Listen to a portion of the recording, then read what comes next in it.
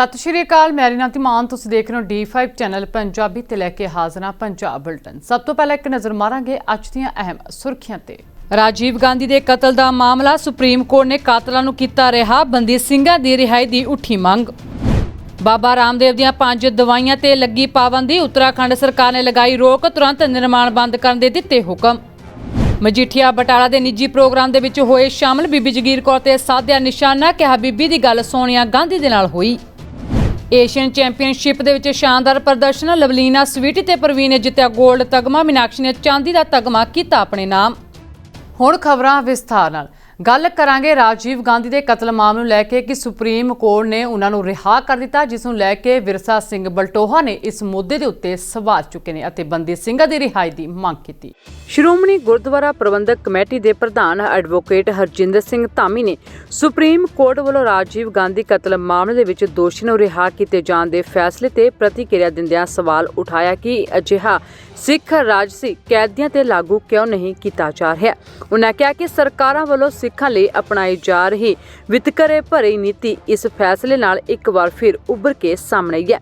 श्रोमणी committee प्रधान ने दफ्तर तो जारी बयान दे विच आख्या कि देश दीआं जेलां दे विच 3-3 दहाकिਆਂ तो बंद सिख राजसी कैदियों की रिहाई बारे कौम वालों लंबे अरसे तो आवाज़ उठाई जा रही है, पर वो सरकार कंन बंद करी बैठी ने।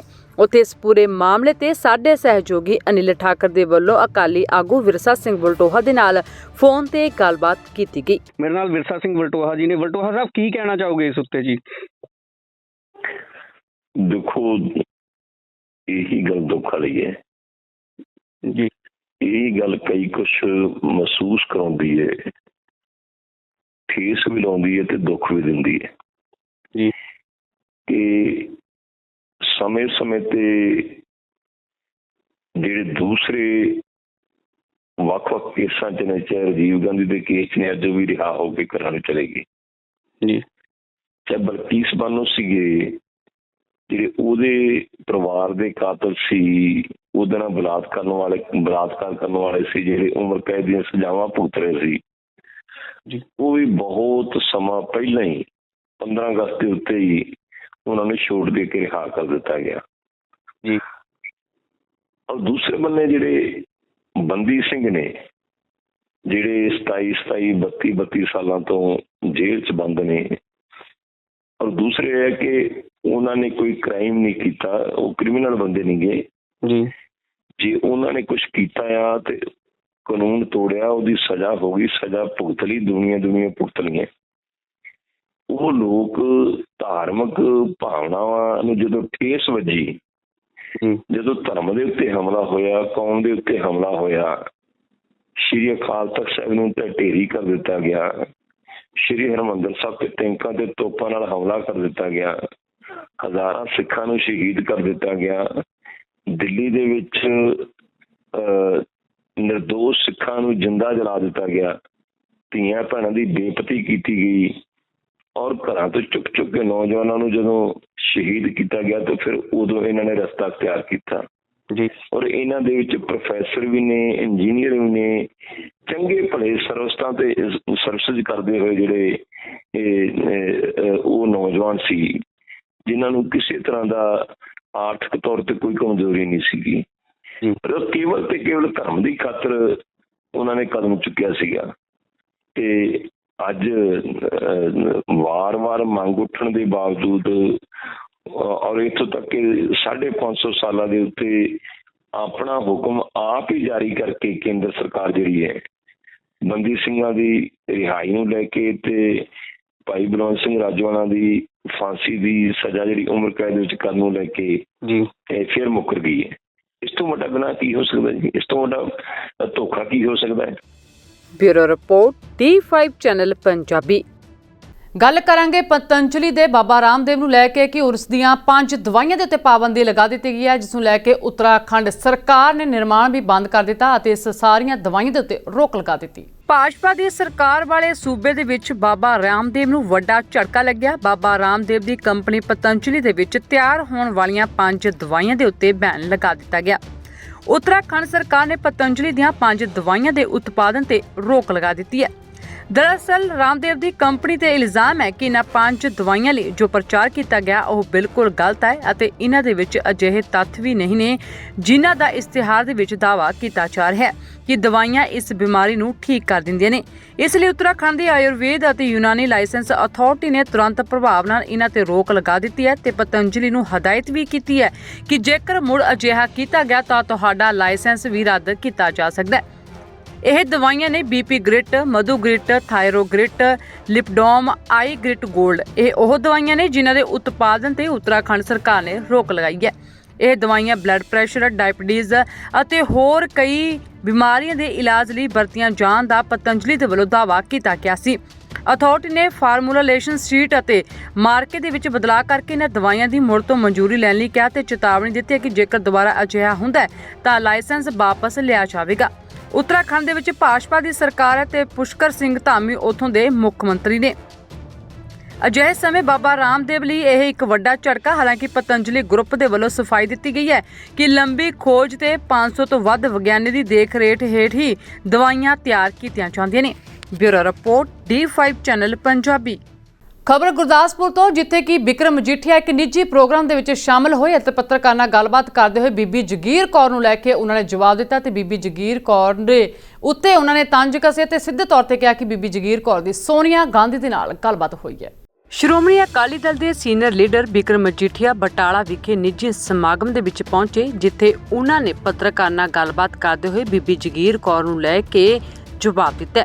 ਮਜੀਠੀਆ ਨੇ ਬੀਬੀ ਜਗੀਰ ਕੌਰ ਦੇ ਉੱਤੇ ਨਿਸ਼ਾਨਾ ਸਾਧਦੇ ਹੋਏ ਕਿਹਾ ਕਿ ਬੀਬੀ ਜਗੀਰ ਕੌਰ ਜਵਾਬ ਦੇਣ ਕਿ 1984 ਦੇ ਵਿੱਚ ਹੋਏ ਸਿੱਖ ਕਤਲੇਆਮ ਦੀ ਉਹ ਹਾਮੀ ਭਰਦੇ ਨੇ, ਕਿਉਂਕਿ ਇਹ ਗੱਲ ਐਜੀਪੀਸੀ ਪ੍ਰਧਾਨ ਚੋਣਾਂ ਦੌਰਾਨ ਨਸ਼ਰ ਹੋ ਚੁੱਕੀ ਹੈ। ਬੀਬੀ ਜਗੀਰ ਕੌਰ ਦੀਆਂ 42 ਵੋਟਾਂ ਦੇ ਵਿੱਚ ਕਾਂਗਰਸ ਨੇ ਵੀ ਖੁੱਲ੍ਹ ਕੇ ਵੋਟਾਂ ਪਾਈਆਂ ਨੇ ਅਤੇ ਇਹ ਵੀ ਗੱਲ ਲੱਗਦੀ ਹੈ ਕਿ ਬੀਬੀ ਜਗੀਰ ਕੌਰ ਦੀ ਗੱਲਬਾਤ ਸ਼੍ਰੀਮਤੀ ਸੋਨੀਆ ਗਾਂਧੀ ਦੇ ਨਾਲ ਹੋਈ ਹੋਵੇ। ਉੱਥੇ ਬਿਕਰਮ ਮਜੀਠੀਆ ਦੇ ਵੱਲੋਂ ਜਥੇਦਾਰ ਬਲਜੀਤ ਸਿੰਘ ਦਾਦੂਵਾਲ ਤੇ ਵੀ ਨਿਸ਼ਾਨੇ ਸਾਧੇ ਅਤੇ ਮੀਡੀਆ ਦੇ ਸਾਹਮਣੇ ਇੱਕ ਵੀਡੀਓ ਦਾ ਬਿਆਨ ਵੀ ਦਿਖਾਇਆ ਗਿਆ। ਤੇ 42 ਚੋਂ ਤੁਸੀਂ ਵੇਖੋ ਹਰਿਆਣਾ ਕਮੇਟੀ ਪਿਛਲੀ ਵਾਰੀ ਉਹ ਇੱਧਰ ਵੋਟ ਪਾ ਕੇ ਗਈ ਆ ਜਦੋਂ ਧਾਮੀ ਸਾਹਿਬ ਦੇ ਹੱਕ 'ਚ, ਤੇ ਐਤਕੀ ਜਿਹੜੀ ਇਹ ਸੀਗੀ ਆਪਣੀ ਹਰਿਆਣਾ ਕਮੇਟੀ ਵੱਖ ਹੋਣ ਕਰਕੇ ਉਹ ਸਾਰੇ ਮੈਂਬਰ ਫਿਰ ਉੱਤਰਾਖੰਡ ਤੋਂ ਚੀਮਾ ਸਾਹਿਬ ਨੇ, ਉਹਨਾਂ ਨੂੰ ਆਪ ਪੁਸ਼ਕਰ ਸਿੰਘ ਧਾਮੀ ਉੱਥੋਂ ਦੇ ਮੁੱਖ ਮੰਤਰੀ ਫੋਨ ਕਰਕੇ ਕਿਹਾ ਕਿ ਵੋਟ ਬੀਬੀ ਨੂੰ ਵਿਖਾ ਕੇ ਪਾਉਣੀ। ਬਾਹਰਲੇ ਜਿੰਨੇ ਮੈਂਬਰ ਸੀ ਉਹਨਾਂ ਨੂੰ ਪ੍ਰੈਸ਼ਰਾਈਜ਼ ਕੀਤਾ ਗਿਆ। ਪੰਜਾਬ ਦੇ ਤਾਂ 5-7 ਮੈਂਬਰ ਹੀ ਮੈਂ ਕਹਿ ਸਕਦਾ ਜਿਨ੍ਹਾਂ ਨੇ ਸ਼ਾਇਦ, ਕਿਉਂਕਿ ਚਲੋ ਇਹ ਨਹੀਂ ਕਿ ਉਹ ਪੰਥ ਦੇ ਉਲਟ ਮੈਂ ਉਹਨਾਂ ਨੂੰ ਕਹੂੰਗਾ, ਮਗਰ ਬੀਬੀ ਜੀ ਪੰਥ 'ਚ ਪਾਰਟੀ 'ਚ ਰਹੇ ਆ, ਕੋਈ ਅਸਰ ਹੁੰਦਾ ਹੈ, ਕੋਈ ਲਿਹਾਜ਼ ਹੁੰਦਾ ਹੈ, ਕੋਈ ਚਲੋ ਮੂੰਹ ਦਾ ਮਤਲਬ ਜਿਵੇਂ ਇੱਕ ਦੂਜੇ ਦੇ ਮਿਲੇ ਜੁਲੇ ਹੁੰਦੇ ਆ, ਮਗਰ ਲੋਕ ਫੇਰ ਵੀ 105 ਵੋਟਾਂ 4 ਵੋਟਾਂ ਇੱਧਰ ਪਈਆਂ ਨੇ। ਔਰ ਮੈਂ ਆਹ ਵੀਡੀਓ ਵਿਖਾਉਣਾ ਚਾਹੁੰਦਾ ਕਿ ਇਹ ਹਾਲ ਵੇਖ ਲਓ। ਗੋਬਿੰਦ ਸਿੰਘ ਲੌਂਗੋਵਾਲ ਐਸਜੀਪੀਸੀ ਪ੍ਰਧਾਨ ਦਾ ਨਾਂ ਇੱਕ ਕੁੜੀ ਮਾਰ ਬੀਬੀ ਜਗੀਰ ਕੌਰ ਜਿਹੜੀ ਆ ਉਸਨੇ ਨਾਂ ਪੇਸ਼ ਕੀਤਾ। ਗੁਰੂ ਸਾਹਿਬ ਦੀ ਮਰਜ਼ਾਦਾ ਵਿੱਚ ਕੁੜੀ ਮਾਰ, ਨੜੀ ਮਾਰ, ਮੀਣੇ, ਰਾਮ ਰਾਈਏ, ਧੀਰ ਮਲੀਏ, ਮਸੰਦਾਂ ਨਾਲ ਕਿਸੇ ਤਰ੍ਹਾਂ ਦਾ ਮਿਲਵਰਤਨ ਨਹੀਂ ਰੱਖਣਾ। ਇਹ 5 ਪਿਆਰੇ ਸਾਹਿਬਾਨਾਂ ਵੱਲੋਂ ਸਿਖਾਇਆ ਜਾਂਦਾ ਮਰਜ਼ਾਦਾ ਦੇ ਵਿੱਚ। ਪਰ ਬੀਬੀ ਜਗੀਰ ਕੌਰ ਜਿਹੜੀ ਦੁਨਿਆਵੀ ਅਦਾਲਤ ਵੱਲੋਂ ਵੀ ਸਜ਼ਾ ਜਾਪਤਾ ਆਪਣੀ ਬੱਚੀ ਦਾ ਤੇ ਉਸ ਦੇ ਪੇਟ ਵਿੱਚ ਪਲ ਰਹੇ ਬੱਚੇ ਦਾ ਕਤਲ ਕਰਨ ਦੀ ਦੋਸ਼ੀ ਹੈ ਬੀਬੀ ਜਗੀਰ ਕੌਰ, ਕਿ ਅੱਜ ਉਹਨਾਂ ਨੂੰ ਆਪਣੀ ਇੱਕ ਵੋਟ ਜਿਹੜੀ ਆ ਸਾਰਿਆਂ ਨੂੰ ਸਹੀ ਇਸਤੇਮਾਲ ਉਹਦਾ ਕਰਕੇ ਤੇ ਬਾਦਲ ਪਰਿਵਾਰ ਦੀ ਗੁਲਾਮੀ ਚੋਂ ਤੇ ਸਾਡੀ ਸ਼੍ਰੋਮਣੀ ਸੰਸਥਾ ਤੁਸੀਂ ਇਹ ਜੇ ਬੰਦਿਆਂ ਦਾ ਸਮਰਥਨ ਕਰ ਰਹੇ ਹੋ ਇਸ ਹਿਸਾਬ ਦੇ ਨਾਲ? ਦੇਖੋ ਮੈਂ ਹਰ ਉਸ ਕੈਂਡੀਡੇਟ ਦਾ ਸਮਰਥਨ ਕਰਦਾ ਜਿਹੜਾ ਬਾਦਲ ਪਰਿਵਾਰ। ਤੁਸੀਂ ਇਹਨਾਂ ਦਾ ਕੀ, ਤੁਸੀਂ ਇਹਨਾਂ ਦਾ ਨਿਚੋੜ ਕੱਢੋਗੇ? 14 ਨਵੰਬਰ 18 ਨੂੰ ਕੀ ਬਿਆਨ ਸੀ, ਅੱਜ ਕੀ ਹੈ? ਚਲੋ ਬਾਕੀ ਮੈਂ ਨਹੀਂ ਕਹਿੰਦਾ, ਬੀਬੀ ਜੀ ਮੇਰੇ ਤਾਂ ਬੜੇ ਸਤਿਕਾਰਯੋਗ ਹੈ। ਬੀਬੀ ਜੀ ਕਹਿੰਦੇ ਮੈਂ ਹੁਣ ਵਿਹਲੀ ਆ, ਮੈਂ ਸੇਵਾ ਕਰਨੀ ਆ। ਬੀਬੀ ਜੀ ਜੇ ਸੇਵਾ ਕਰਨੀ ਆ ਨਾ ਤੇ ਆਓ ਆਪਾਂ ਰੋਜ਼ ਉੱਥੇ ਜੋੜੇ ਝਾੜਿਆ ਕਰਾਂਗੇ, ਉੱਥੇ ਬਰਤਨ ਧੋਇਆ ਕਰਾਂਗੇ, ਹੋਰ ਜਿਹੜੀ ਸੇਵਾ ਚਾਹੀਦੀ ਹੈ ਉਹ ਕਰਿਆ ਕਰਾਂਗੇ, ਜਿਹੜੀ ਗੁਰੂ ਸਾਹਿਬ ਨੂੰ ਵੀ ਉੱਤੇ ਕਿਰਪਾ। ਇਹ ਤਾਂ ਐਵੇਂ ਤੁਸੀਂ ਮੈਨੂੰ ਲੱਗਦਾ ਸੇਵਾ ਛੱਡ ਕੇ ਹੋਰ ਧਿਆਨ ਕਿਸੇ ਹੋਰ ਪਾਸੇ ਨੂੰ ਆਇਆ ਪਿਆ। ਮਗਰ ਮੈਂ ਫੇਰ ਉਹਨਾਂ ਨੂੰ ਕਹਿਣਾ ਕਿ ਤੁਸੀਂ ਇੰਨਾ ਲੰਮਾ ਸਮਾਂ ਕਾਂਗਰਸ ਦੇ ਉਲਟ ਲੜੇ ਹੋ, ਅੱਜ ਕਿਹੜੇ ਮੂੰਹ ਨਾਲ ਗਾਂਧੀ ਪਰਿਵਾਰ ਨਾਲ? ਮੈਨੂੰ ਪਤਾ ਤੁਹਾਡੀ ਸੋਨੀਆ ਗਾਂਧੀ ਨਾਲ ਗੱਲ ਹੋਈ ਆ, ਤਦੇ ਇਹ 3 ਮੈਂਬਰ ਤੁਹਾਨੂੰ ਵੋਟ ਪਾ ਗਏ, ਮਗਰ ਕੀ ਤੁਹਾਨੂੰ ਅੱਜ ਮਹਿਸੂਸ ਨਹੀਂ ਹੁੰਦਾ ਜਦੋਂ ਟਾਈਟਲਰ ਨੂੰ ਜ਼ਿੰਮੇਵਾਰੀ ਦਿੰਦੇ? ਗੁਰਦਾਸਪੁਰ ਤੋਂ ਜਸਵਿੰਦਰ ਬੇਦੀ ਦੀ ਰਿਪੋਰਟ D5 ਚੈਨਲ ਪੰਜਾਬੀ।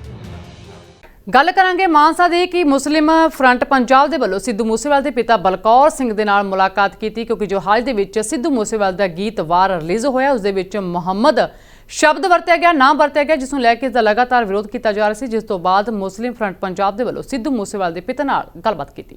ਮੁਸਲਿਮ ਫਰੰਟ ਪੰਜਾਬ ਦੇ ਸੂਬਾ ਪ੍ਰਧਾਨ ਹੰਸ ਰਾਜ ਦੇ ਵੱਲੋਂ ਸਿੱਧੂ ਮੂਸੇਵਾਲੇ ਦੇ ਪਿਤਾ ਨਾਲ ਗਾਣੇ ਵਿੱਚ ਵਰਤੇ ਗਏ ਮੁਹੰਮਦ ਨਾਮ ਨੂੰ ਲੈ ਕੇ ਮੁਲਾਕਾਤ ਕੀਤੀ। ਇਸ ਦੌਰਾਨ ਉਹਨਾਂ ਨੇ ਗੱਲਬਾਤ ਕਰਦੇ ਹੋਏ ਕਿਹਾ ਕਿ ਜੋ ਮੁਹੰਮਦ ਸ਼ਬਦ ਵਰਤਿਆ ਗਿਆ ਸੀ ਉਸ ਨੂੰ ਹਟਾ ਦਿੱਤਾ ਗਿਆ। ਅੱਜ ਅਸੀਂ ਸਿੱਧੂ ਸਾਹਿਬ ਦੇ ਪਿਤਾ ਜੀ ਸਰਦਾਰ ਬਲਕਾਰ ਸਿੰਘ ਜੀ ਸਿੱਧੂ, ਇਹਨਾਂ ਨੂੰ ਮਿਲ ਕੇ ਸਾਨੂੰ ਬੜੀ ਤਸੱਲੀ ਹੋਈ ਹੈ।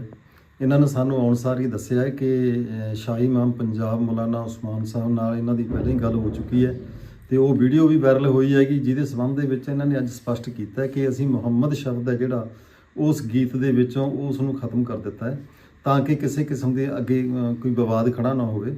मैं अपने देश विदेश के सभी भाइयों को, हमारे जो अदर स्टेट्स के जो लोग हैं या उलमा लोग हैं, उन सभी को मैं ये रिक्वेस्ट करता हूँ, ये गुजारिश करता हूँ कि जो वो बातें कर रहे थे कि ये बाइकाट किया जाए या ये किया जाए, मैं कुछ मुफ्ती आलम लोगों की ये बात सुनी है, मैं उनको अपील करना चाहता हूँ और दरख्वास्त करना चाहता हूँ आप इस आज की आपके माध्यम से कि इस मसले को यहीं ख़त्म कर दिया जाए, इसको आगे ना बढ़ाया जाए, क्योंकि पंजाब एक ऐसी स्टेट है जहां हमारा बड़ा भाईचारा है। भाईचारा सिर्फ ये नहीं कि सिख और मुस्लिम का है, हिंदू मुस्लिम सिख ईसाई हम सभी अपने भाई भाई बन के रह रहे हैं।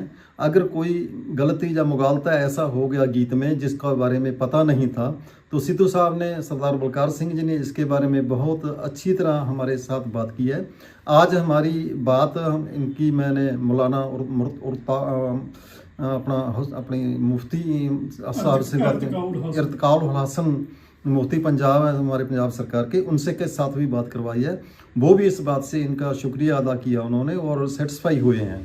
ਉੱਥੇ ਹੀ ਸਿੱਧੂ ਮੂਸੇਵਾਲੇ ਦੇ ਪਿਤਾ ਬਲਕੌਰ ਸਿੰਘ ਨੇ ਕਿਹਾ ਕਿ ਇਸ ਗਾਣੇ ਦੇ ਵਿੱਚੋਂ ਮੁਹੰਮਦ ਸ਼ਬਦ ਨੂੰ ਹਟਾ ਦਿੱਤਾ ਗਿਆ। ਉਹਨਾਂ ਇਹ ਵੀ ਕਿਹਾ ਕਿ ਭਾਈਚਾਰਕ ਸਾਂਝ ਨੂੰ ਹਰ ਹਾਲਤ ਵਿੱਚ ਕਾਇਮ ਰੱਖਿਆ ਜਾਵੇਗਾ। ਆਪਣਾ ਸਿੱਧੂ ਮੂਸੇਵਾਲੇ ਦੀ ਵਾਰਲ ਰਿਲੀਜ਼ ਹੋਈ ਸੀ 8 ਤਰੀਕ ਨੂੰ, ਉਸ ਦੇ ਵਿੱਚ ਇੱਕ ਮੁਹੰਮਦ ਸ਼ਬਦ ਨੂੰ ਲੈ ਕੇ ਮੁਸਲਿਮ ਭਾਈਚਾਰੇ ਦਾ ਇਤਰਾਜ਼ ਸੀਗਾ। ਉਹ ਜਦੋਂ ਕਮੈਂਟਾਂ ਦੇ ਵਿੱਚ ਮੈਨੂੰ ਪਤਾ ਲੱਗਿਆ ਸ਼ੁਰੂ ਦੇ ਵਿੱਚ ਹੀ ਵੀ ਇਸ ਤਰ੍ਹਾਂ ਕਰਕੇ ਇਸ ਗੱਲ ਦੀ ਸ਼ਿਕਾਇਤ ਹੈ, ਤਾਂ ਅਸੀਂ ਸਭ ਤੋਂ ਪਹਿਲਾਂ ਤਾਂ ਉਹ ਸ਼ਬਦ ਨੂੰ ਹਟਾਇਆ। ਉਸ ਤੋਂ ਬਾਅਦ ਮੇਰੀ ਇਮਾਮ ਹਾਸ਼ਮੀ ਸਾਹਿਬ ਨਾਲ ਸਾਡੇ SSP ਸਾਹਿਬ ਦੇ ਜ਼ਰੀਏ ਗੱਲ ਹੋਈ ਤੇ ਮੈਂ ਉਹਨਾਂ ਨੂੰ ਵੀ ਸਾਰੇ ਸਮੁੱਚੇ ਭਾਈਚਾਰੇ ਨੂੰ ਕਿਹਾ ਵੀ ਚਲੋ ਫਿਰ ਵੀ ਜੇ ਤੁਹਾਨੂੰ ਕੋਈ ਲੱਗਦਾ ਇਸ ਗੱਲ ਤੋਂ ਆਪਤੀ ਹੈ ਤਾਂ ਆਪਾਂ ਉਸ ਸ਼ਬਦ ਨੂੰ ਹਟਾਤਾ, ਤੇ ਕਿਸੇ ਨੂੰ ਠੇਸ ਪਹੁੰਚੀ ਹੈ ਤਾਂ ਉਹਦੇ ਲਈ ਆਪਾਂ ਸਭ ਤੋਂ ਮੁਆਫੀ ਦੀ ਅਪੀਲ ਕੀਤੀ ਸੀ ਸਾਰਿਆਂ ਦੀ। ਸਾਂਝ ਦੀ ਤਾਂ ਕਿਸੇ ਵੀ ਕੀਮਤ ਤੇ ਨਹੀਂ ਫਰਕ ਪੈਣਾ ਚਾਹੀਦਾ। ਮੈਂ ਇਸੇ ਕਰਕੇ ਸਭ ਤੋਂ ਪਹਿਲਾਂ ਉਸ ਨੂੰ ਹਟਾਇਆ, ਫਿਰ ਉਸ ਤੋਂ ਬਾਅਦ ਭਾਈਚਾਰੇ ਨੂੰ, ਸਮੁੱਚੇ ਭਾਈਚਾਰੇ ਨੂੰ ਅਪੀਲ ਕੀਤੀ ਤੇ ਜੋ ਇਸਲਾਮ ਜਗਤ ਦੇ ਮੋਢੀ ਆਪਣੇ, ਜਿਸ ਤਰ੍ਹਾਂ ਆਪਣੇ ਬਾਬਾ ਜਥੇਦਾਰ ਜੀ ਹੁੰਦੇ ਆ ਜੋ ਇਹਨਾਂ ਦੇ ਅੱਗੇ ਕੰਮ ਕਰਨ ਵਾਲੇ, ਮੈਂ ਸਾਰੇ ਉਹਨਾਂ ਨਾਲ ਵੀ ਗੱਲ ਕੀਤੀ ਹੈ। ਉਸੇ ਕੜੀ ਦੇ ਵਿੱਚੋਂ ਅੱਜ ਭਾਈ ਸਾਹਿਬ ਆਪਣੇ ਕੋਲੇ ਆਏ ਨੇ ਤੇ ਇਹਨਾਂ ਨਾਲ ਬਹਿ ਕੇ ਸਾਰੇ ਸੈਟੀਸਫਾਈ ਹਾਂ। ਸੋ ਦੱਸਦੇ ਕਿ ਹਾਲ ਹੀ ਦੇ ਵਿੱਚ ਸਿੱਧੂ ਮੂਸੇਵਾਲੇ ਦਾ ਨਵਾਂ ਗੀਤ ਵਾਰ ਰਿਲੀਜ਼ ਹੋਇਆ ਸੀ, ਜਿਸ ਨੂੰ ਕਿ ਉਹਨਾਂ ਦੇ ਚਾਹਣ ਵਾਲਿਆਂ ਨੇ ਕਾਫੀ ਪਸੰਦ ਕੀਤਾ ਸੀ। ਉੱਥੇ ਇਸ ਗੀਤ ਦੇ ਵਿੱਚ ਮੁਹੰਮਦ ਸ਼ਬਦ ਨੂੰ ਲੈ ਕੇ ਮੁਸਲਿਮ ਭਾਈਚਾਰੇ ਦੇ ਵਿੱਚ ਰੋਸ ਪਾਇਆ ਜਾ ਰਿਹਾ ਸੀ, ਜਿਸ ਤੋਂ ਬਾਅਦ ਇਸ ਸ਼ਬਦ ਨੂੰ ਗਾਣੇ ਦੇ ਵਿੱਚੋਂ ਹਟਾ ਦਿੱਤਾ ਗਿਆ। ਮਾਨਸਾ ਤੋਂ ਸੰਜੀਵ ਲੱਕੀ ਦੀ ਰਿਪੋਰਟ, D5 ਚੈਨਲ ਪੰਜਾਬੀ। ਗੱਲ ਕਰਾਂਗੇ ਦਿੱਲੀ ਦੀ 2012 ਦੇ ਜਬਰ ਜਨਾਹ ਮਾਮਲੇ ਦੇ ਵਿੱਚ ਕਾਂਗਰਸ ਦੇ ਵੱਲੋਂ ਇਸ ਤੇ ਸਵਾਲ ਚੁੱਕੇ ਗਏ ਨੇ, ਕਿਉਂਕਿ ਇਹਨਾਂ ਦੋਸ਼ੀਆਂ ਨੂੰ ਰਿਹਾ ਕੀਤਾ ਗਿਆ, ਜਿਸ ਨੂੰ ਲੈ ਕੇ ਕੈਂਡਲ ਮਾਰਚ ਵੀ ਕੱਢਿਆ ਗਿਆ। ਅੰਕਿਤਾ ਕਤਲ ਕਾਂਡ ਤੋਂ ਬਾਅਦ ਦਿੱਲੀ ਦੇ ਕਿਰਨ ਨੇਗੀ ਸਮੂਹਿਕ ਬਲਾਤਕਾਰ ਮਾਮਲੇ ਦੇ 3 ਦੋਸ਼ੀਆਂ ਨੂੰ ਸੁਪਰੀਮ ਕੋਰਟ ਵੱਲੋਂ ਬਰੀ ਕਰਨ ਦੇ ਫੈਸਲੇ ਤੋਂ ਬਾਅਦ ਦਿੱਲੀ ਤੋਂ ਲੈ ਕੇ ਉੱਤਰਾਖੰਡ ਤੱਕ ਵਿਰੋਧ ਪ੍ਰਦਰਸ਼ਨ ਅਤੇ ਮੀਟਿੰਗਾਂ ਦਾ ਦੌਰ ਚੱਲ ਰਿਹਾ ਹੈ। ਇਸ ਮੌਕੇ ਸਾਬਕਾ ਮੁੱਖ ਮੰਤਰੀ ਹਰੀਸ਼ ਰਾਵਤ ਨੇ ਕਿਹਾ ਕਿ ਬੇਟੀ ਕਿਰਨ ਦੀ ਆਤਮਾ ਸਾਡੇ ਤੋਂ ਸਭ ਤੋਂ ਵੱਧ ਸਵਾਲ ਪੁੱਛ ਰਹੀ ਹੈ। ਸਮੁੱਚੀ ਮਾਨਵਤਾ ਅਤੇ ਸਮੁੱਚੀ ਜਾਗ੍ਰਿਤੀ ਇੱਕ ਲੋਕ ਰਾਏ ਪੁੱਛ ਰਹੇ ਨੇ ਕਿ ਆਖਿਰ ਮੇਰਾ ਦੋਸ਼ੀ ਕੌਣ ਹੈ, ਜਿਸ ਨੂੰ ਲੈ ਕੇ ਕੈਂਡਲ ਮਾਰਚ ਕੱਢਿਆ ਗਿਆ। भारत के इतिहास में विभत्सम क्रूरतम हत्याकांड और बलात्कार कांड है। निर्भया की तरीके से इस बेटी की भी हत्या हुई है, इसका अपहरण हुआ, लगातार 3 दिनों तक उसके साथ सामूहिक बलात्कार हुआ। उसके बाद जब वो जिंदा थी उसी समय उसकी आंखें निकाली गई, तेजाब डाल करके आंखें निकाली गई हैं। उसके प्राइवेट पार्ट्स के अंदर कांच भर करके उसको ब्लीडिंग के जरिए मरने के लिए छोड़ा गया है। तो वो बेटी भी कह रही है और सारी मानवता चीख चीख करके कह रही है कि आखिर कोई तो है उस बेटी का गुनाहगार, कोई तो है उस बेटी का हत्यारा। अब सारी व्यवस्था को उसका जवाब ढूंढना है, उस हत्यारे को ढूंढना है, कौन हत्यारा है। हम न्यायिक निर्णय पर कोई टिप्पणी नहीं कर रहे हैं। हम तो वो सवाल जो आज हर बेटी की आंखों में है, जो आज हर बहन की आंखों में है, रोज बलात्कार, किस तरीके का समाज हो गया है और उस समाज के अंदर ऐसे लोगों को दंडित कौन करेगा। किसी को तो आगे आना पड़ेगा, सरकार आगे आए, न्याय आगे आए, कोई तो आगे आए, किससे सवाल किए जाए। तो ये हर बेटी बहन का सवाल है, मानवता इंसानियत का सवाल है कि उसके हत्यारे कौन हैं, वो गुनाहगार कौन है वो विवश बलात्कार और हत्याकांड के जुर्मी, वो हम जानना चाहते हैं। मैं इस पर कोई टिप्पणी नहीं करूंगा क्योंकि मैं इतना सक्षम नहीं हूं कि मैं न्याय के पद्धति पर टिप्पणी कर सकूं। लेकिन गुजरात से लेकर के यहाँ तक और भी दूसरे मामलों में जिस तरीके से हो रहा है, अभी उत्तराखंड के अंदर एक और बेटी की हत्या हुई है और कुछ और बेटियों की भी हत्या हुई है। बलात्कार की पुष्टि एक आध में नहीं हुई है और उनमें पुष्टि हुई है। तो आखिर ये कौन है, किस तरीके का समाज बन रहा है, ऐसे लोगों को दंडित क्यों नहीं हो रहे हैं। ऐसे लोगों का स्थान, चाहे वो मेरा कितना ही सगा क्यों ना हो, मेरा भाई हो, मेरा खून हो, लेकिन उसका भी स्थान केवल एक है, वो है फांसी का फंदा। ਸੋ ਦੱਸ ਦੇ ਕਿ ਜਿਸ ਸਮੇਂ ਇਹ ਮੰਦਭਾਗੀ ਘਟਨਾ ਵਾਪਰੀ ਉਸ ਸਮੇਂ ਕਿਰਨ ਨੇਗੀ ਦੇ ਭੈਣ ਭਰਾ ਛੋਟੇ ਸਨ। ਅੱਜ ਉਹ ਪਰਿਵਾਰ ਜੋ ਭਾਵਨਾਤਮਕ ਤੌਰ ਤੇ ਪੂਰੀ ਤਰ੍ਹਾਂ ਟੁੱਟ ਚੁੱਕਾ, ਉਸ ਨੂੰ ਸਹਾਰੇ ਦੀ ਲੋੜ ਹੈ। ਮੁੱਖ ਮੰਤਰੀ ਦੇ ਵੱਲੋਂ ਬੇਟੀ ਅੰਕਿਤਾ ਭੰਡਾਰੀ ਦੇ ਪਰਿਵਾਰ ਨੂੰ 25 ਲੱਖ ਰੁਪਏ ਦੇਣ ਅਤੇ ਉਸਦੇ ਭਰਾ ਨੂੰ ਨੌਕਰੀ ਦੇਣ ਦੀ ਗੱਲ ਦੀ ਸ਼ਲਾਘਾਯੋਗ ਹੈ। ਕਿਰਨ ਨੇਗੀ ਦੇ ਟੁੱਟੇ ਅਤੇ ਬਰਬਾਦ ਹੋਏ ਪਰਿਵਾਰ ਨੂੰ ਵੀ ਇਹੀ ਮਦਦ ਮਿਲਣੀ ਚਾਹੀਦੀ ਹੈ। ਦਿੱਲੀ ਤੋਂ ਦਵਿੰਦਰ ਸਿੰਘ ਦੀ ਰਿਪੋਰਟ D5 ਚੈਨਲ ਪੰਜਾਬੀ। ਹੁਣ ਵੇਲਾ ਹੋ ਗਿਆ ਇੱਕ ਛੋਟੇ ਜਿਹੇ ਬ੍ਰੇਕ ਦਾ, ਮਿਲਦੇ ਹਾਂ ਬ੍ਰੇਕ ਤੋਂ ਬਾਅਦ।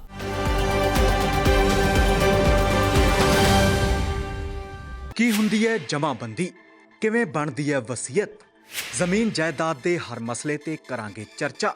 ਦੇਖਣਾ ਨਾ ਭੁੱਲਣਾ ਸਾਡਾ ਖਾਸ ਪ੍ਰੋਗਰਾਮ naibtehsildar.com।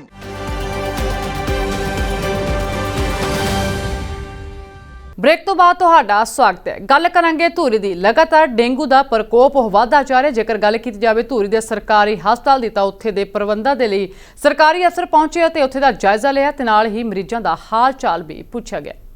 ਪੰਜਾਬ ਸਰਕਾਰ ਦੇ ਵੱਲੋਂ ਸਿਹਤ ਸੇਵਾਵਾਂ ਦੇ ਦਾਅਵੇ ਕੀਤੇ ਜਾ ਰਹੇ ਨੇ, ਪਰ ਉੱਥੇ ਹੀ ਦੇਖਿਆ ਜਾ ਰਿਹਾ ਜੋ ਲਗਾਤਾਰ ਡੇਂਗੂ ਦਾ ਕਹਿਰ ਪੈਰ ਪਸਾਰ ਰਿਹਾ, ਉਸ ਦੇ ਨਾਲ ਦਾਅਵਿਆਂ ਦੀ ਫੂਕ ਨਿਕਲਦੀ ਨਜ਼ਰ ਆਈ। ਜੇਕਰ ਗੱਲ ਕੀਤੀ ਜਾਵੇ ਧੂਰੀ ਦੇ ਸਰਕਾਰੀ ਹਸਪਤਾਲ ਦੀ, ਜਿੱਥੇ ਕਿ ਡਾਕਟਰਾਂ ਦੀ ਕਮੀ ਹੈ, ਦੂਜੇ ਪਾਸੇ ਧੂਰੀ ਦੇ ਵਿੱਚ ਡੇਂਗੂ ਵੱਡੇ ਪੱਧਰ ਤੇ ਫੈਲ ਰਿਹਾ ਅਤੇ ਮਰੀਜ਼ ਹਸਪਤਾਲਾਂ ਦੇ ਵਿੱਚ ਦਾਖਲ ਨੇ, ਦੂਜੇ ਪਾਸੇ ਉੱਥੇ ਡਾਕਟਰਾਂ ਦੀ ਘਾਟ ਹੈ। ਦੇਖੋ, ਜਦੋਂ ਦਾ ਨਵੰਬਰ ਦਾ ਮਹੀਨਾ ਚੜ੍ਹਿਆ, ਅਸੀਂ 100 ਦੇ ਕਰੀਬ ਟੈਸਟ ਕਰਵਾ ਚੁੱਕੇ ਹਾਂ ਸੰਗਰੂਰ ਤੋਂ, ਸਿਵਲ ਹਸਪੀਟਲ ਤੋਂ, ਔਰ 15 ਦੇ ਕਰੀਬ ਸਾਡੇ ਪੋਜ਼ਿਟਿਵ ਆਏ ਹੈ ਪੇਸ਼ੈਂਟਸ। ਕਿਸ ਤਰ੍ਹਾਂ ਦੇ ਪ੍ਰਬੰਧ ਨੇ? ਡੇਂਗੂ ਵਾਰਡ ਬਣਾਇਆ ਹੋਇਆ ਹੈ ਜਿੱਥੇ ਕਿ ਪੇਸ਼ੈਂਟਸ ਨੂੰ ਪਾਇਆ ਜਾਂਦਾ ਹੈ। 2 ਵਾਰਡ ਅਸੀਂ ਬਣਾਇਆ, ਇੱਕ ਨੀਚੇ ਹੈ ਔਰ ਇੱਕ ਫਰਸਟ ਫਲੋਰ 'ਤੇ ਹੈਗਾ ਹੈ। ਪੇਸ਼ੈਂਟਸ ਦਾ 24 ਘੰਟੇ ਇਲਾਜ ਕੀਤਾ ਜਾ ਰਿਹਾ ਹੈ। ਸਾਰੇ ਮਰੀਜ਼ ਜਿਹੜੇ ਵੀ ਹੁਣ ਤੱਕ ਐਡਮਿਟ ਹੋਏ ਹੈ ਉਹ ਠੀਕ ਹੋ ਕੇ ਗਏ ਹੈ। ਸਿਰਫ ਸਾਨੂੰ ਇੱਕ ਪੇਸ਼ੈਂਟ ਰੈਫਰ ਕਰਨਾ ਪਿਆ ਜਿਹਦੇ ਪਲੇਟਲੇਟਸ ਕਾਫੀ ਘੱਟ ਹੋ ਗਏ ਸੀ, ਉਹਨੂੰ ਅਸੀਂ ਸੰਗਰੂਰ ਰੈਫਰ ਕੀਤਾ ਸੀ। ਲੋਕਾਂ ਨੂੰ ਕੀ ਸੰਦੇਸ਼ ਦਊਂਗੇ ਤੁਸੀਂ? ਮੈਂ ਲੋਕਾਂ ਨੂੰ ਇਹੀ ਸੰਦੇਸ਼ ਦਊਂਗੀ ਕਿ ਡੇਂਗੂ ਦਾ ਸੀਜ਼ਨ ਕਿਉਂਕਿ ਆਪਾਂ ਨੂੰ ਪਤਾ ਹੈ ਵੱਧ ਰਿਹਾ ਹੈ। ਅਸੀਂ ਆਪਣਾ ਹੈਲਥ ਡਿਪਾਰਟਮੈਂਟ ਐਂਟੀ ਲਾਰਵਲ ਐਕਟੀਵਿਟੀਜ਼ ਔਰ ਐਂਟੀ ਮਸਕੀਟੋ ਐਕਟੀਵਿਟੀਜ਼ ਕਰ ਰਹੇ ਹਾਂ। ਫੌਗਿੰਗ ਹੋ ਰਹੀ ਹੈ। ਲੋਕ ਆਪਣੇ ਘਰਾਂ ਦੇ ਆਸ-ਪਾਸ ਮੱਛਰ ਨੂੰ ਇਹ ਨਾ ਪੈਦਾ ਹੋਣ ਦੇਣ। ਜਿਵੇਂ ਕਿ ਤੁਹਾਨੂੰ ਪਤਾ ਹੈ ਕਿ ਇਹ ਮੱਛਰ ਸਾਫ਼ ਪਾਣੀ ਵਿੱਚ ਦਿਨ ਦੇ ਟਾਈਮ ਪੈਦਾ ਹੁੰਦਾ, ਔਰ ਪੂਰੀ ਬਾਂਹ ਦੇ ਕੱਪੜੇ ਪਾ ਕੇ ਰੱਖਣ। ਆਪਣੇ ਘਰ ਦੀਆਂ ਫਰਿੱਜਾਂ ਦੀਆਂ ਟਰੇਆਂ ਨੂੰ ਚੈੱਕ ਕਰਨ। ਕੂਲਰ ਵਗੈਰਾ, ਚਲੋ ਹੁਣ ਤਾਂ ਕੂਲਰ ਬੰਦ ਹੋ ਗਏ ਆ। ਫਰਾਈਡੇ ਨੂੰ ਇੱਕ ਡਰਾਈ ਡੇ ਮੇਨਟੇਨ ਕਰਨ, ਔਰ ਜੇ ਆਸ-ਪਾਸ ਕਿਤੇ ਕੋਈ ਗੰਦਾ ਪਾਣੀ ਹੈ ਤਾਂ ਉਹਦੇ 'ਚ ਕਾਲਾ ਤੇਲ ਵਗੈਰਾ ਪਾ ਦੇਣ ਤਾਂ ਕਿ ਉਹ ਮੱਛਰ ਦੀ ਹੋਰ ਗਰੋਥ ਨਾ ਹੋ। ਅਸੀਂ ਪੰਜਾਬ ਸਰਕਾਰ ਨੂੰ ਇਹੀ ਬੇਨਤੀ ਕਰਦੇ ਹਾਂ ਵੀ ਇਹ ਸੀਐਮ ਦਾ ਹਲਕਾ ਹੈ, ਸੀਐਮ ਸਿਟੀ ਹੈ। ਸਾਨੂੰ ਤਾਂ ਇਹ ਪੂਰੀਆਂ ਉਮੀਦਾਂ ਦੀ ਸੀਐਮ ਸਿਟੀ ਦਾ ਵੀ ਬਹੁਤ ਵਧੀਆ ਹਸਪਤਾਲ ਬਣੂਗਾ। ਕਮ ਸੇ ਕਮ ਮਿਲਦਾ ਪੁਰਾਣੇ ਚੱਲਦੇ ਨੂੰ ਵੀ ਉਹਦਾ ਬੁਰਾ ਹਾਲ ਹੋ ਗਿਆ। ਸਿਵਲ ਹਸਪਤਾਲ ਜਿਵੇਂ ਕੋਈ ਬੰਦਾ ਮਾੜੀ ਮੋਟੀ ਸੱਟ ਵਾਲਾ ਆ ਗਿਆ, ਕੋਈ ਸਿਰ ਵਾਲਾ ਆ ਗਿਆ, ਕੋਈ ਅਲਟਰਾਸਾਊਂਡ ਦਾ ਪ੍ਰਬੰਧ ਨਹੀਂ, ਉਹਨੂੰ ਇੱਥੋਂ ਰੈਫਰ ਹੋ ਕੇ ਸੰਗਰੂਰ ਜਾਣਾ ਪੈਂਦਾ। ਅਸੀਂ ਇਹੀ ਬੇਨਤੀ ਕਰਦੇ ਹਾਂ ਵੀ ਤੁਸੀਂ ਸਿਵਲ ਹਸਪਤਾਲ ਧੂਰੀ ਦੇ ਵੱਲ ਮਾੜਾ ਜਿਹਾ ਧਿਆਨ ਦਿਓ। 3-4 ਵਾਰੀ ਸੁਣਿਆ ਵੀ ਹੈਲਥ ਮਿਨਿਸਟਰ ਸਾਹਿਬ ਆ ਰਹੇ ਨੇ, ਕਦੇ ਸੀਐਮ ਸਾਹਿਬ ਆ ਰਹੇ ਨੇ, ਅੱਜ ਤੱਕ ਕਿਸੇ ਨੇ ਦੀ ਸਾਰ ਨਹੀਂ ਲਈ। ਇਹ ਅਸੀਂ ਉਹਨਾਂ ਨੂੰ ਇਹੀ ਸੁੱਤੀ ਪਈ ਸਰਕਾਰ ਨੂੰ ਜਗਾਉਣਾ ਚਾਹੁੰਦੇ ਹਾਂ ਵੀ ਜਿਹੜਾ ਸਿਵਲ ਹਸਪਤਾਲ ਉਹਦੇ ਬਹੁਤ ਮਾੜੇ ਹਾਲਾਤ ਨੇ, ਬਹੁਤ ਬੁਰਾ ਹਾਲ ਹੈ। ਇੱਕ ਵਾਰੀ ਆ ਕੇ ਆਚਨਚੇਤ ਚੈਕਿੰਗ ਕੀਤੀ ਜਾਵੇ, ਨਾ ਕਿ ਦੱਸ ਕੇ ਆਇਆ ਜਾਵੇ। ਸੋ ਦੱਸ ਦਈਏ ਕਿ ਡੇਂਗੂ ਆਪਣੇ ਪੈਰ ਪਸਾਰਦਾ ਜਾ ਰਿਹਾ। ਦੂਸਰੇ ਪਾਸੇ ਹਸਪਤਾਲਾਂ ਦੀ ਪੋਲ ਵੀ ਖੁੱਲ੍ਹਦੀ ਨਜ਼ਰ ਆ ਰਹੀ ਹੈ ਅਤੇ ਸਫਾਈ ਪ੍ਰਬੰਧਾਂ ਨੂੰ ਦੇਖ ਕੇ ਵੀ ਵੱਡੇ ਸਵਾਲ ਉਹ ਖੜੇ ਕੀਤੇ ਜਾ ਰਹੇ ਨੇ। ਧੂਰੀ ਤੋਂ ਮੁਹੰਮਦ ਜਮੀਲ ਦੀ ਰਿਪੋਰਟ D5 ਚੈਨਲ ਪੰਜਾਬੀ। ਗੱਲ ਕਰਾਂਗੇ ਵਿਕਰਮ ਮਜੀਠੀਆ ਨੂੰ ਲੈ ਕੇ, ਜਿਨ੍ਹਾਂ ਨੇ ਕਿ ਬੀਤੇ ਦਿਨ ਇੱਕ ਪ੍ਰੈਸ ਕਾਨਫਰੰਸ ਕੀਤੀ ਸੀ, ਜਿਸ ਦੇ ਵਿੱਚ ਉਹਨਾਂ ਨੇ ਆਮ ਆਦਮੀ ਪਾਰਟੀ ਨੂੰ ਲੈ ਕੇ ਨਿਸ਼ਾਨੇ ਸਾਧੇ ਸਨ। ਸੋ ਸਭ ਤੋਂ ਪਹਿਲਾਂ ਇੱਕ ਨਜ਼ਰ ਮਾਰਾਂਗੇ ਇਸ ਖਬਰ ਦੇ ਉੱਤੇ। ਇਹ ਆਮ ਆਦਮੀ ਪਾਰਟੀ ਪੰਜਾਬ 'ਚ ਜੰਮੀ ਕਦੋਂ ਦੀ ਪਦੈਸ਼ ਹੈ? ਆ ਹੁਣ 5-7 ਸਾਲ ਹੋਏ ਨਾ। ਇਹਦੇ 'ਚ ਜਿੰਨੇ ਲੀਡਰ ਨੇ, ਜਿੰਨੇ ਐਮਐਲਏ ਨੇ, ਉਹਨਾਂ ਦਾ ਸਭ ਦਾ ਪਿਛੋਕੜ ਚੈੱਕ ਕਰ ਲਓ। ਉਹ ਕੋਈ ਕਾਂਗਰਸ 'ਚੋਂ ਹੈ, ਕੋਈ ਭਾਜਪਾ 'ਚੋਂ ਹੈ ਤੇ ਕੋਈ ਅਕਾਲੀ ਦਲ ਤੋਂ। ਦਿਸ ਇਜ਼ ਨੋ ਆਨਸਰ ਮੇਰਾ ਵੀਰ। ਇਹ ਜਦ ਆਪਣੀ ਜ਼ਿੰਮੇਵਾਰੀ ਤੋਂ ਭੱਜਣ ਦਾ ਇੱਕ ਤਰੀਕਾ ਹੈ। ਇਹ ਮਾਨ ਸਾਹਿਬ ਆਪ ਕਿਹੜੀ ਪਾਰਟੀ 'ਚ ਨਹੀਂ ਰਿਹਾ। ਇਹ ਸਾਡੀ ਸਟੇਜਾਂ ਤੇ ਤਾਂ ਆ ਕੇ ਨੱਚਦੇ ਸਨ। ਭੁੱਲ ਗਏ ਉਹ ਦਿਨ? ਅਸੀਂ ਤਾਂ, ਮੈਂ ਤਾਂ ਨਹੀਂ ਭੁੱਲਿਆ ਕੀ ਕਰਦੇ ਸੀ ਉੱਥੇ। ਇਸ ਲਈ ਇਹ ਜ਼ਿੰਮੇਵਾਰੀ ਤੋਂ ਭੱਜਣ ਦੀਆਂ ਗੱਲਾਂ ਨੇ। ਜ਼ਿੰਮੇਵਾਰੀ ਅੱਜ 8 ਮਹੀਨੇ ਹੋ ਗਏ। 8 ਮਹੀਨਿਆਂ 'ਚ ਇਹ ਸਿੱਧੂ ਮੂਸੇਵਾਲੇ ਨੂੰ ਸਿਕਿਉਰਿਟੀ ਵਿਡਰਾਅ ਕਰਕੇ ਉਹਦਾ ਕਿਹਨੇ ਟਵੀਟ ਕੀਤਾ ਜੀ? Who else is responsible for him? ਇਹ ਜਿਹੜੇ ਗੈਂਗਸਟਰ ਸੀ ਕਿਹੜੀ ਜੇਲ੍ਹ 'ਚ ਬੈਠੇ ਸੀ? ਆਮ ਆਦਮੀ ਪਾਰਟੀ ਦੀ ਜੋ ਦੇਖ ਰੇਖ ਹੇਠ ਥੱਲੇ ਦਿੱਲੀ ਦੀ ਸਰਕਾਰ ਹੈ, ਉਹ ਜੇਲ੍ਹ 'ਚ ਬੈਠੇ ਸੀ। ਤੁਹਾਨੂੰ ਉਹ ਜਿਹੀਆਂ ਗੱਲਾਂ ਕਹਿ ਦਿੰਦੇ ਆ, ਤੁਸੀਂ ਉਹ ਗੱਲ ਸੁਣ ਕੇ ਗਾਂਹ ਆ ਜਾਂਦੇ ਹੋ। ਅੱਜ ਮੈਂ ਤੁਹਾਨੂੰ ਦੱਸਦਾ, ਮੁਖਤਿਆਰ ਅੰਸਾਰੀ ਦਾ ਕੇਸ ਹੈ। ਆਹੀ ਕਿੰਨਾ ਵਿਧਾਨ ਸਭਾ 'ਚ ਰੌਲਾ ਪਾਇਆ ਸੀ।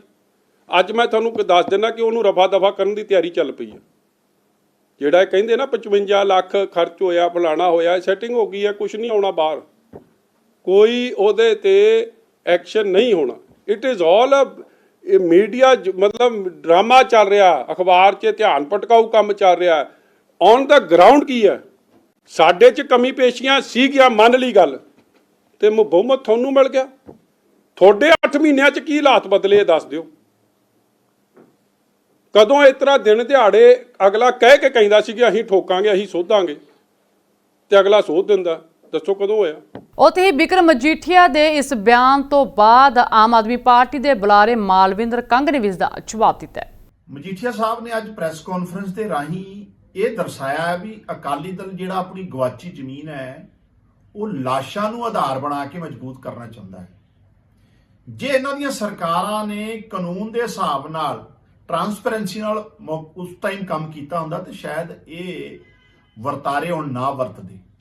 ਇਹ ਜਿਹੜੇ ਕੰਡੇ ਬੀਜੇ ਆ, ਚਾਹੇ ਉਹ ਪੁਸ਼ਤ ਪਨਾਈ ਨੌਜਵਾਨਾਂ ਨੂੰ ਦੇ ਕੇ ਗੈਂਗਸਟਰ ਬਣਾਇਆ, ਜਾਂ ਜਿਸ ਤਰੀਕੇ ਨਾਲ ਗੁਰੂ ਸਾਹਿਬ ਦੀ ਬੇਅਦਬੀ ਵਾਲਾ ਮਸਲਾ ਉਲਝਾਇਆ, ਮਾਨ ਸਾਹਿਬ ਦੀ ਸਰਕਾਰ ਤੇ ਉਸ ਸਾਰੀਆਂ ਚੀਜ਼ਾਂ ਨੂੰ ਸਟ੍ਰੀਮਲਾਈਨ ਕਰਕੇ ਰੂਲ ਆਫ ਲਾਅ ਦੇ ਹਿਸਾਬ ਨਾਲ ਕੰਮ ਕਰ ਰਹੀ ਹੈ। ਦੂਜਾ, ਉਹ ਕਹਿ ਰਹੇ ਸੀ ਵੀ ਪੰਜਾਬ 'ਚ ਹਿੰਦੂ ਸਿੱਖ ਦਾ ਜਿਹੜਾ ਕੌਨਫਲਿਕਟ ਹੈ। ਦੇਖੋ, ਪੰਜਾਬੀ ਕਦੀ ਵੀ ਕਮਿਊਨਲ ਜਿਹੜਾ ਕੌਨਫਲਿਕਟ ਹੈ ਉਹਦੇ 'ਚ ਕਦੀ ਹਾਮੀ ਨਹੀਂ ਰਹੇ। ਹਿੰਦੂ ਸਿੱਖ ਦਾ ਮਸਲਾ ਤੇ ਉਹੀ ਤਾਕਤਾਂ ਬਣਾਉਣ ਦੀਆਂ ਕੋਸ਼ਿਸ਼ ਕਰਦੇ ਹਨ ਜਿਨ੍ਹਾਂ ਨੇ ਇਸ ਤੋਂ ਰਾਜਨੀਤਿਕ ਲਾਹਾ ਲੈਣਾ ਹੋਵੇ, ਲੇਕਿਨ ਉਹਨਾਂ ਦੇ ਮਨਸੂਬੇ ਤੇ ਪੰਜਾਬੀਆਂ ਨੇ ਫੇਲ ਕਰਦੇ ਆ। ਫਿਰ ਉਹ ਸੁਕੇਸ਼ ਚੰਦਰ ਸ਼ੇਖਰ ਦਾ ਜ਼ਿਕਰ ਕਰਦੇ ਆ। ਸੁਕੇਸ਼ ਚੰਦਰ ਸ਼ੇਖਰ ਇੱਕ ਮਹਾ ਠੱਗ ਜਿਹਦਾ ਆਧਾਰ ਬਣਾ ਕੇ ਪਿਛਲੇ ਦਿਨਾਂ 'ਚ ਪਹਿਲਾਂ ਤਾਂ ਭਾਜਪਾ ਆਮ ਆਦਮੀ ਪਾਰਟੀ ਨੂੰ ਗਾਲਾਂ ਕੱਢਦੀ ਰਹੀ, ਹੁਣ ਉਸੇ ਲਾਈਨ ਤੇ ਮਜੀਠੀਆ ਸਾਹਿਬ ਅੱਜ ਬੋਲਿਆ। ਫਿਰ ਇੱਕ ਗੱਲ ਹੋਰ ਉਹਨਾਂ ਨੇ ਕਹੀ ਜੀ ਪੰਜਾਬ ਨਾਲ ਬੜਾ ਵਿਤਕਰਾ ਹੋ ਰਿਹਾ, ਲੇਕਿਨ ਇਸ ਗੱਲ ਦਾ ਜ਼ਿਕਰ ਨਹੀਂ ਕੀਤਾ ਵੀ ਵਿਤਕਰਾ ਕੀਤਾ ਕਿੰਨੇ ਆ। ਭਾਜਪਾ ਦਾ ਜਾਂ ਮੋਦੀ ਸਾਹਿਬ ਦਾ ਇੱਕ ਵਾਰ ਵੀ ਨਾਂ ਨਾ ਲੈ ਕੇ ਕਿਤੇ ਨਾ ਕਿਤੇ ਇਹ ਲੱਗਦਾ ਵੀ ਅੱਜ ਵੀ ਜਿਹੜੇ ਆ ਅੰਦਰ ਖਾਤੇ ਰਿਸ਼ਤੇ ਉਵੇਂ ਮਜ਼ਬੂਤ ਹੈ। ਸੋ ਮੈਂ ਤੁਹਾਨੂੰ ਦੱਸਣਾ ਚਾਹੁੰਦਾ ਮਜੀਠੀਆ ਸਾਹਿਬ, ਮਾਨ ਸਾਹਿਬ ਦੀ ਸਰਕਾਰ ਵਿਦਆਊਟ ਪੁਸ਼ਤ ਬਣਾਈ, ਅਸੀਂ ਕਿਸੇ ਨੂੰ ਪੁਸ਼ਤ ਬਣਾਈ ਨਹੀਂ ਦੇ ਰਹੇ, ਕਿਸੇ ਵੀ ਦਬਾਅ ਤੋਂ ਬਿਨਾਂ ਪੰਜਾਬ ਨੂੰ ਮੁੜ ਪੈਰਾਂ ਤੇ ਖੜੇ ਕਰਨ 'ਚ ਲੱਗੀ ਹੋਈ ਆ। ਨਾ ਅਸੀਂ ਆਰਗੇਨਾਈਜ਼ਡ ਕ੍ਰਾਈਮ ਨਾਲ ਜੁੜੇ ਲੋਕਾਂ ਨੂੰ ਪੈਟਰੋਨਾਈਜ਼ ਕਰਨਾ ਹੈ, ਨਾ ਜੇ ਕੋਈ ਵੀ ਹੋਰ ਵਰਗ ਹੋਵੇ ਜਿਹਨੇ ਕਾਨੂੰਨ ਨੂੰ ਆਪਣੇ ਹੱਥ 'ਚ ਲਿਆ ਹੋਵੇ ਉਸ ਬੰਦੇ ਨੂੰ ਅਸੀਂ ਬਚਾਉਣਾ ਹੈ। ਕਾਨੂੰਨ ਆਪਣਾ ਕੰਮ ਕਰ ਰਿਹਾ ਔਰ ਪੰਜਾਬ ਇਸ ਜ਼ਰੂਰ ਆਉਣ ਵਾਲੇ ਟਾਈਮ 'ਚ ਬਹੁਤ ਮਜ਼ਬੂਤੀ ਵੱਲ ਵਧੂਗਾ। ਗੱਲ ਕਰਾਂਗੇ ਲੁਧਿਆਣਾ ਦੀ। ਲੁਧਿਆਣਾ ਦੇ ਵਿੱਚ ਪੁਲਿਸ ਨੂੰ ਵੱਡੀ ਸਫਲਤਾ ਹਾਸਲ ਹੋਈ ਹੈ, ਜਿਸ ਦੇ ਵਿੱਚ ਉਹਨਾਂ ਨੇ 3 ਲੋਕਾਂ ਨੂੰ ਗ੍ਰਿਫਤਾਰ ਕੀਤਾ ਗਿਆ। ਉਹਨਾਂ ਦੇ ਕੋਲੋਂ ਵੱਡੀ ਗਿਣਤੀ ਦੇ ਵਿੱਚ ਨਸ਼ਾ ਹਥਿਆਰ ਵੀ ਬਰਾਮਦ ਕੀਤੇ ਗਏ ਤੇ ਅੱਗੇ ਦੀ ਕਾਰਵਾਈ ਕੀਤੀ ਜਾ ਰਹੀ ਹੈ।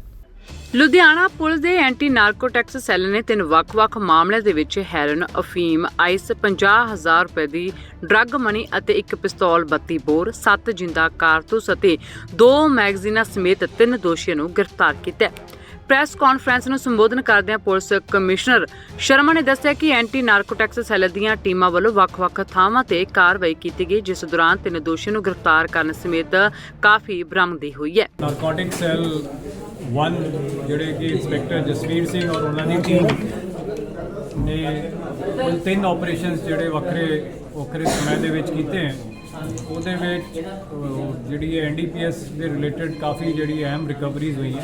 ਇਹਦੇ ਵਿੱਚ ਹੈਰੋਇਨ ਦੀ ਕਮਰਸ਼ੀਅਲ ਰਿਕਵਰੀ 300 ਗ੍ਰਾਮ ਦੀ ਹੋਈ ਹੈ, ਜਿਹੜੀ ਕਿ ਸਰਾਭਾ ਨਗਰ ਏਰੀਆ ਤੋਂ ਇਹਨਾਂ ਨੇ ਕੀਤੀ ਹੈ।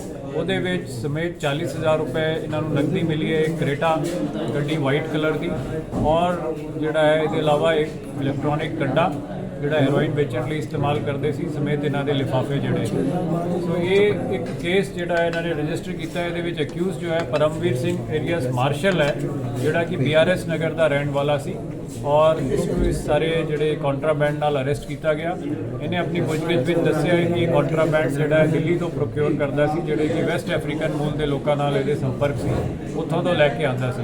ਇਸੀ ਕੜੀ ਦੇ ਵਿੱਚ ਜਿਹੜਾ ਹੈ ਅੱਗੇ ਕਾਰਵਾਈ ਕਰਦੇ ਹੋਏ ਕੱਲ੍ਹ ਹੀ ਇੱਕ ਜਿਹੜਾ ਵੱਖਰਾ ਕੇਸ ਸੁਨੇਤ ਗੁਰਦੁਆਰਾ ਸਿੰਘ ਸਭਾ ਦੇ ਨੇੜੇ ਤੋਂ ਰਜਿਸਟਰ ਕੀਤਾ ਗਿਆ ਹੈ, ਔਰ ਇਸ ਕੇਸ ਦੇ ਵਿੱਚ ਜਿਹੜਾ ਹੈ ਜੋ ਸ਼ਖਸ ਇੱਕ ਜੁਪੀਟਰ ਸਕੂਟਰੀ ਤੇ ਆਉਂਦਾ ਹੋਇਆ ਗ੍ਰਿਫਤਾਰ ਕੀਤਾ ਗਿਆ। ਇਹਦੇ ਕੋਲੋਂ 24 ਗ੍ਰਾਮ ਜਿਹੜੀ ਹੈ ਆਈਸ ਤੇ 1 ਕਿਲੋਗ੍ਰਾਮ ਅਫੀਮ ਇਹ ਇਹਨਾਂ ਨੇ ਰਿਕਵਰ ਕੀਤੀ ਹੈ, ਸਮੇਤ 10,000 ਰੁਪਏ ਡਰੱਗ ਮਨੀ। ਇਸ ਬੰਦੇ ਦੇ ਕੋਲ ਜਿਹੜੀ ਸਕੂਟਰੀ ਸੀ ਜੋ ਜੁਪੀਟਰ ਸੀ, ਉਹਨੂੰ ਵੀ ਜਿਹੜਾ ਹੈ ਕਬਜ਼ੇ ਵਿੱਚ ਲੈ ਲਿਆ ਗਿਆ ਹੈ। ਜੋ ਅਰੈਸਟ ਹੋਣੇ ਵਾਲਾ ਸ਼ਖਸ ਹੈ ਉਹ ਯਾਦਵਿੰਦਰ ਸਿੰਘ ਉਰਫ ਰਿੰਕਲ, ਇਹ ਵੀ BRS ਨਗਰ ਦੇ ਵਿੱਚ ਰਹਿੰਦਾ ਸੀ। ਤੀਜਾ ਜਿਹੜਾ ਬੰਦਾ ਹੈ ਇਹ ਸੁਨੇਤ ਦੇ ਵਿੱਚ ਰਹਿੰਦਾ ਸੀ, ਔਰ ਤੀਜਾ ਬੰਦਾ ਜਿਹੜਾ ਹੈ ਇਹਦੇ ਵਿੱਚ ਅਰੈਸਟ ਕੀਤਾ ਗਿਆ ਹੈ, ਉਹ ਬੰਦੇ ਦਾ ਨਾਮ ਕਵਲਜੀਤ ਸਿੰਘ ਉਰਫ ਕੁੱਪੂ ਹੈ। ਇਹ ਪਿੱਛੇ ਉੱਤਰਾਖੰਡ ਦਾ ਰਹਿਣ ਵਾਲਾ ਹੈ, ਔਰ ਉੱਥੇ ਕਾਸ਼ੀਪੁਰ ਥਾਣੇ ਦੇ ਏਰੀਆ ਦੇ ਵਿੱਚ ਇੱਕ ਟੱਕੀਆ ਕਰਕੇ ਪਿੰਡ ਹੈ, ਉੱਥੇ ਦਾ ਰਹਿਣ ਵਾਲਾ ਪਾਇਆ ਗਿਆ।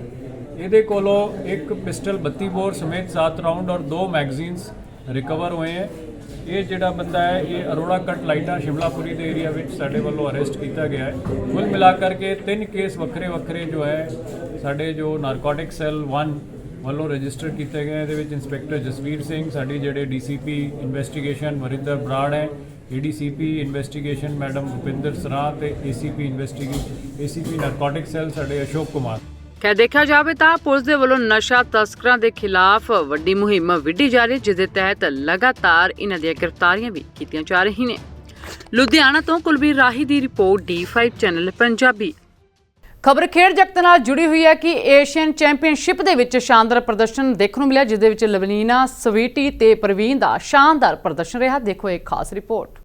ਭਾਰਤੀ ਮੁੱਕੇਬਾਜ਼ ਲਵਲੀਨਾ ਬੋਰਗੋਹੇਨ, ਸਵੀਟੀ ਬੁਰਾ ਅਤੇ ਪ੍ਰਵੀਨ ਹੁੱਡਾ ਨੇ ASBC ਏਸ਼ੀਅਨ ਚੈਂਪੀਅਨਸ਼ਿਪ ਦੇ ਵਿੱਚ ਆਪੋ ਆਪਣੇ ਫਾਈਨਲ ਮੁਕਾਬਲੇ ਜਿੱਤ ਕੇ ਸੋਨ ਤਗਮੇ ਜਿੱਤੇ ਨੇ।